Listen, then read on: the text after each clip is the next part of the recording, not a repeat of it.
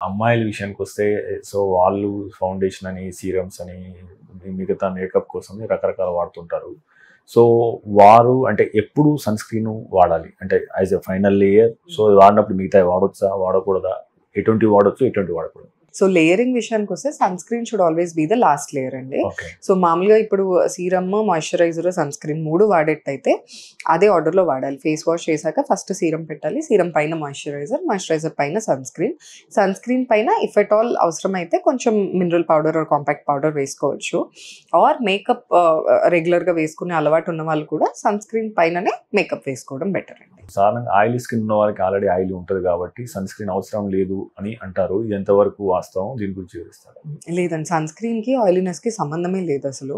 మనకి moisturiser oily skin ఉన్నప్పుడు అవసరం లేదు. ఓకే. బికాజ్ ఆల్రెడీ మన న్యాచురల్ ఆయిల్స్ ప్రొడ్యూస్ అవుతున్నాయి, ఆ పైన మనం మాయిశ్చరైజర్ రాస్తే జిడ్ అయిపోతుంది. కాబట్టి అందులో కూడా light water based moisturisers use చేసుకోవచ్చు.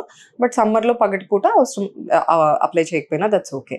బట్ సన్ స్క్రీన్ అనేది మనకి more to protect from the sun కాబట్టి ఆయిలీ స్కిన్ ఉన్న వాళ్ళు ట్యాన్ అవుతారు, ఆయిలీ స్కిన్ ఉన్న వాళ్ళకి సన్ బర్న్స్ రావచ్చు. సో దానికి మనం సన్ స్క్రీన్ ఆయిలీ స్కిన్ అయినా డ్రై స్కిన్ అయినా అప్లై చేసుకోవాలి. మీరు తీసుకునే అదే మందులు, అదే నాణ్యమైన మందులు మెడ్ ప్లస్ బ్రాండ్స్ పై సగం ధరకే.